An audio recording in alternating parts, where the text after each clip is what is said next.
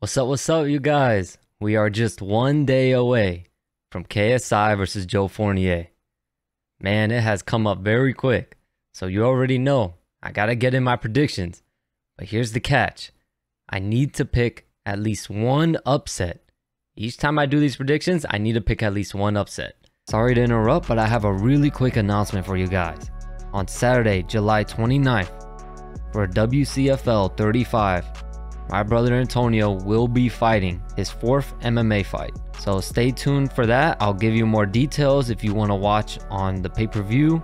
If anyone in the area wants to actually come to the fight to meet us in person and to watch him fight in person, feel free to do so. Just hit me up on Instagram and I'll give you the ticket details. And look forward to some really good content I have for you guys coming up for his fight. Thank you all so much for the support. We really appreciate it.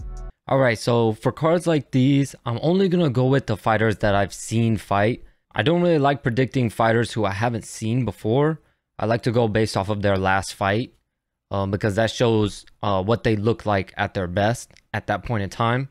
So we're going to predict just the 3 fights: the Salt Poppy versus Anthony Taylor, Deji versus Swarms, and KSI versus Fournier.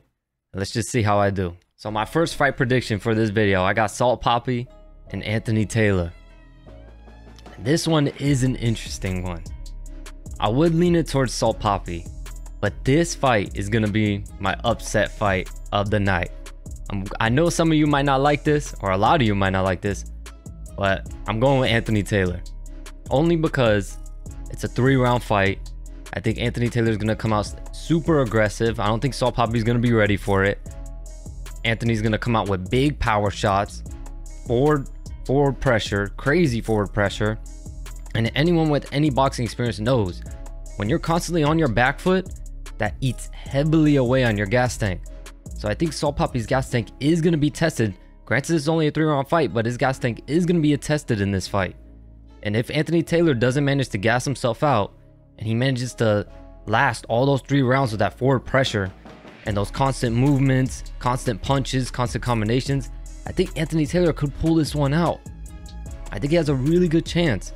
If this was a 6-rounder, I would definitely lean towards Salt Poppy, but with only being 3 rounds, I just find it very, very hard to think that Salt Poppy can get in a groove in such a short amount of time. So I'm leaning towards Anthony Taylor here. I know a lot of people might not like that, but that's going to be my upset pick for this card. Next up, we got Deji versus Swarm. I think this is a fairly easy one to predict. I mean, of course, this is boxing. This is fighting. Anything can happen. You know, injuries can happen. You know, someone could get a flash knockdown that could completely change the fight. But I got to go with Deji here. I just got to. Watching Swarm's 2 performances, you could tell he's still very green. He's still very new to the game. He's still very stiff. I like the supreme confidence from Swarms, but I think he might be getting a little too overconfident over that last performance.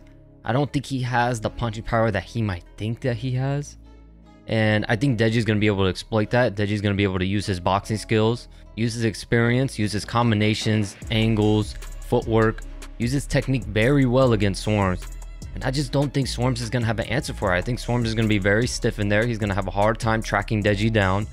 I think Deji's just going to use a lot of head movement, a lot of angles.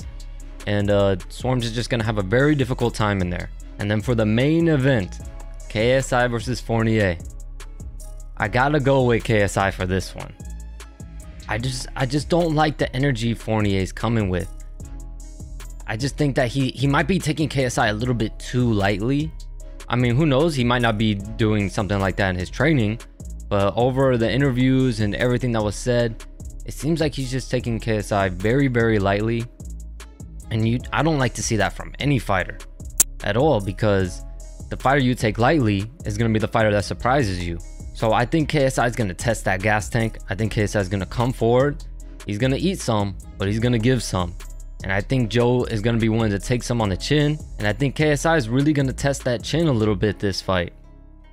Do I think KSI will definitely knock him out? No, I'm not so sure on that. I'm not so sold on that. But I think KSI is definitely going to out-volume punch Fournier.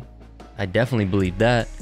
And I definitely believe if Fournier tries to match KSI's punch count, he's going to get tired. especially if he's not taking this fight too seriously, which you see him all the time in clubs and partying and things like that, drinking alcohol. That might not be the best for your gas tank in preparation for a fight, regardless of how many fights you've had. So for this one, I gotta go with KSI. Let me know what you think in the comments, and I'll catch you all tomorrow for the fights. Thank you for watching.